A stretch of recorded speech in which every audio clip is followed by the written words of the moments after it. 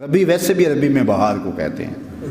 یہ ہمارے ذمہ دار بھائی تو ربیع اور خریف اچھی طرح جانتے ہیں. تو ربیع بہار کو کہتے ہیں. ربیع الاول کا معنی پہلی بہار. کائنات میں اجاڑ ہی اجاڑ تھا، اندھیرا ہی اندھیرا تھا. جب حضور تشریف لائے تو بہاریں آ گئی، اور موسم بھی اللہ نے منتخب کیا بہار کا. جب کلیاں چٹک رہی تھی، غنچے مہک رہے تھے، کائنات میں بہار چھائی ہوئی تھی. یہ اپریل کی 20-22 کی تاریخیں ذرا دیکھیں کہ ان دنوں کے اندر کتنے پھول کھلے ہوئے ہوتے ہیں.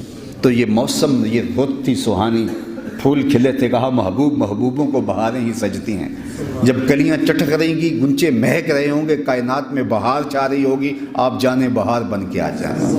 اور پھر جب حضور تشریف لائے، علماء نے لکھا ہے، اہل سید نے لکھا ہے کہ درختوں کے پھل اس سال زیادہ آئے جس سال حضور آئے.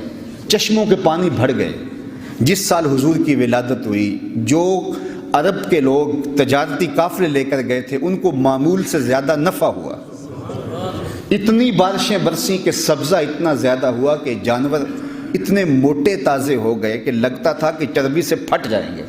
اس لیے اس سال کا نام انہوں نے رکھا عام الفتح، پھٹنے کا سال، کہ اتنے موٹے تازے جانور ہوئے کہیں پھٹ نہ جائے. تو وہ عام الفتح بھی اس کا نام رکھا، چونکہ سن ہجری کا آغاز تو دور فاروقی میں ہوا ہے.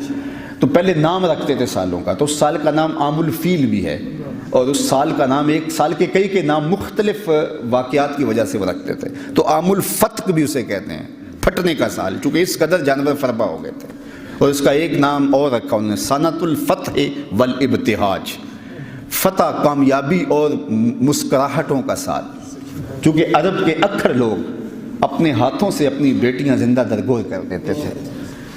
اللہ تعالیٰ نے اپنے محبوب کی ولادت کے سال کسی گھر میں بیٹی پیدا نہیں کی، بیٹے ہی تقسیم کرے. کہ حضور رحمت بن کے جا رہے ہیں تو کوئی باپ اپنی بیٹی کو زندہ درگور نہ کرے. ناگہاں ساکن ہواؤں پر روانی آ گئی، اور چمن کے پتے پتے پر جوانی آ گئی. آج زانوئے ازل نے صبح پہ انگڑائی لی، اور مسکرا کر ایک کرن نے ہاتھ میں شہنائی لی. مخزن اسرار قدرت کے امی پیدا ہوئے، غل ہوا دنیا میں ختم المرسلی پیدا ہوئے. محمد مصطفیٰ آئے، بہاروں پر بہار آئی، زمین کو چومنے جنت کی خوشبو بار بار آئی. خرام ناز پایا آفتابوں نے، ستاروں نے، چٹخ گنچوں نے پائی، داغ پائے لالا زار. تو عجیب رنگ تھا، عجیب آہنگ تھا، عجیب جمال تھا. کیفیات کا کیسا جو ہے وہ نور پھیلا ہوا تھا کہ ہر سمت روشنی ہی روشنی اور اجالے ہی اجالے ہو گئے. سیدہ آمنہ سلام اللہ علیہا فرماتی ہیں، جب حضور کی ولادت کے لمحے قریب آئے تو آسمان کے ستارے میرے گھر کے اتنے قریب آ گئے کہ مجھے لگتا تھا میرے ویڑے میں گر پڑیں گے.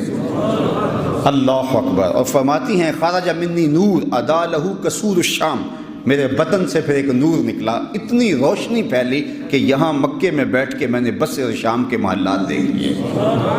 اس قدر اجالے پھیلے، اس قدر روشنیاں پھیلی. اور اس میں اختلاف بھی کوئی نہیں، تمام مکاتب فکر کے لوگ اس بات کو مانتے ہیں کہ حضور کی ولادت کے وقت وہ اجالا ہوا تھا کہ بصرے اور شام کے محلات دکھائی دینے لگے تھے.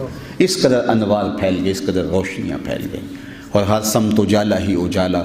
شرق کے جانور غرب کی طرف بھاگ پڑے، اور غرب کے شرق کی طرف بھاگ پڑے، اور آپس میں ملتے تھے اور ایک دوسرے کو مبارکیں دیتے تھے. مبارک ہو حضور آ گئے، مبارک ہو حضور آ گئے. خوشیاں منائی جا رہی تھی، کائنات پر ایک کیف تھا.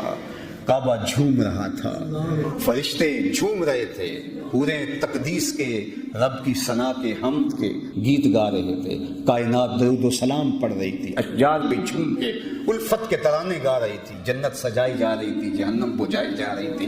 کائنات کے اندر ہر سمت حضور کی آمد کا غلغلہ تھا. اجالے ہی اجالے تھے، روشنیاں ہی روشنیاں تھیں، نور ہی نور تھا. تو وہ کیسا دن تھا جب کفر اور ظلمت کے اندھیرے ختم ہوئے اور نور ہی نور پھیلا. ظلم، جبر اور استعداد کی سرکوبی کی گئی، اور خیر کی قوتیں جو ہیں وہ نشو و نما پانے لگیں. اور حضور کی آمد سے وہ جو بت کعبۃ اللہ کے اندر رکھے تھے وہ اوندے گر گئے، اور کسریٰ کے محل کے 14 کنگرے گر گئے. نہر صابہ خشک ہو گئی، آتش کدہ ایران بجھ گیا، اور کائنات کے اندر ایک عجیب نور ہی نور پھیل گیا. جا محمد جا رسول اللہ. کیسا منظر تھا، حضور آ گئے، اللہ کے رسول آ گئے. تو اہل ایمان کے لیے یہ مسرتوں کا موقع ہے، یہ خوشیوں کا عالم ہے. تو اللہ ہمیں حضور کی آمد کے تذکروں کی۔ قتادہ بن ملحان رضی اللہ تعالیٰ عنہ حضور کے صحابی ہیں۔ تو ایک دن وہ حضور کی خدمت میں حاضر ہوئے، دریائے رحمت جوش میں تھا، حضور نے شفقت سے ان کے منہ پہ اپنے ہاتھ پھیر دیے۔ قتادہ بن ملحان کا چہرہ روشن ہو گیا۔ اللہ اکبر۔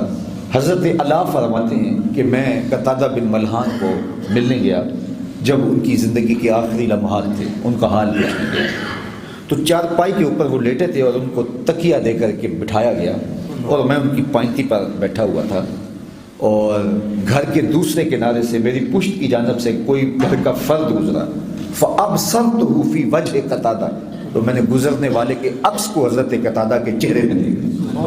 اتنا چہرہ ان کا روشن ہو گیا، جہاں ان کے ہاتھ لگ جائیں وہاں روشنی آ جاتی ہیں، تو پھر ان کی اپنی روشنیوں کا، اپنے اجالوں کا، اپنی نورانیت کا عالم کیا ہوگا اور کیا صورت ہوگی اور کیا جمال ہوگا۔ حضرت حلیمہ سعدیہ کے گھر میں روشنی ہوئی، ظاہری روشنیاں اور ظاہری اجالے تو ہوئے لیکن باطنی اجالے بھی ہوئے، برکتیں بھی اتری، بلکہ باقی خواتین اپنی بکریاں چرانے والے کو کہتے کہ تم وہاں بکریاں کیوں نہیں لے کے جاتے جہاں حلیمہ کی بکریاں جاتی ہیں۔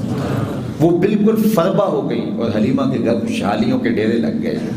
اللہ اکبر۔ وہ کسی نے کیا کہا کہ حلیمہ دا چھپر کھجوری دے تھلے، حلیمہ دا چھپر کھجوری دے تھلے، ہورا بچھالے نوری مسلے، ہورا بچھالے نوری مسلے، فرش تو لے کے عرش تک پہ گئی دہائی، حلیمہ نے لٹ لی خدا کی خدائی۔ وہ سارا دن تو صحراؤں میں گھوم لیتی تھی، اسے جب بھوک لگتی تھی لبوں کو چوم لیتی تھی۔